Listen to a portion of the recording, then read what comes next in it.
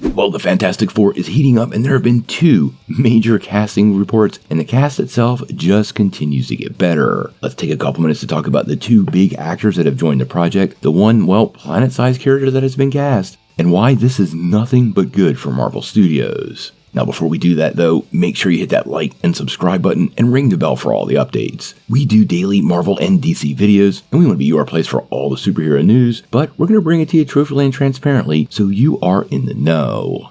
Well, anytime a movie adds A-list talent, it just makes the project better, and Marvel appears to be stacking them up for the Fantastic Four. And we now have one of Marvel's biggest villains ever with a voice and kind of a face. But let's start with the first casting announcement, John Malkovich. Now, yesterday we found out that John Malkovich has indeed signed on to the Fantastic Four. This report came via Deadline, and they have reported that he has indeed signed with Marvel Studios and will be part of the upcoming Fantastic Four production. Now, in that same report, they didn't reveal which character he's going to play, and this has led to quite a bit of speculation, but with the other casting report, it definitely has narrowed down who he could be. Now, Malkovich is a Hollywood staple and definitely a big name, and adding him to the cast is only, well, I think a pretty big deal. There are multiple characters he could be taking up, and some have more weight than others. Now, I have heard a couple people suggest he could be playing Herbie the Robot, but honestly, an actor of Malkovich's caliber, I don't really see wanting to play sort of a robotic sidekick as part of this movie. But there are a couple of other parts he would fit in nicely. I definitely could see him playing Dr. Franklin Storm. We know this Fantastic Four is from an alternate universe, and having, well, large familial ties is a big part of the Fantastic Four, and having Malkovich as Johnny and Sue's father fits pretty well into this movie. We know the Fantastic Four is well established in this world, and we're hearing that Franklin Richards is part of the film, so having his grandfather be, well, in the story kind of makes sense and gives a very interesting family tie to this particular Earth.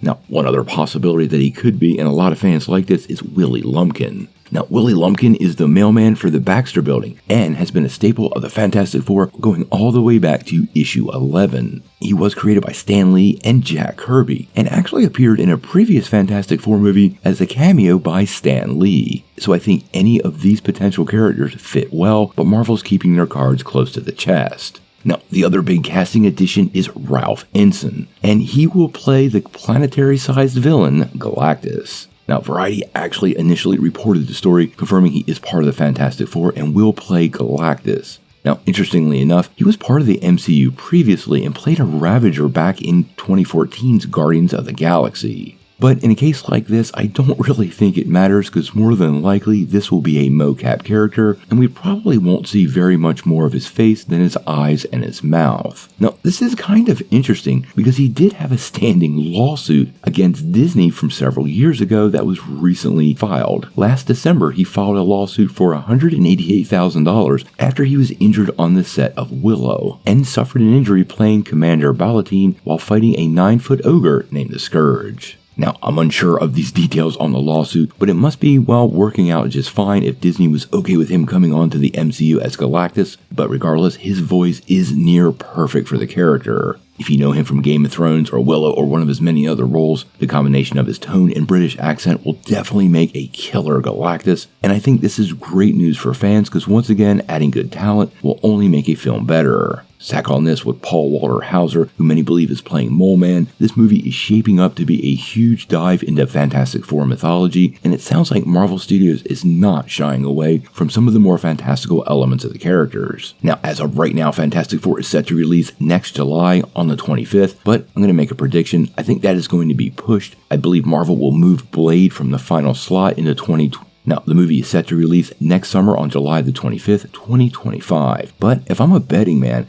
I 100% suspect this movie will get moved, probably into Blade's slot in the fall, seeing Blade probably pushed into February. Marvel is trimming back their number of releases each year and trying to give these projects time to breathe and grow. I'm perfectly okay with that. This focus on quality over quantity is definitely what the Marvel Universe needed, and as long as they keep stacking on talent like they have the last couple of days, I think we should all be pretty excited.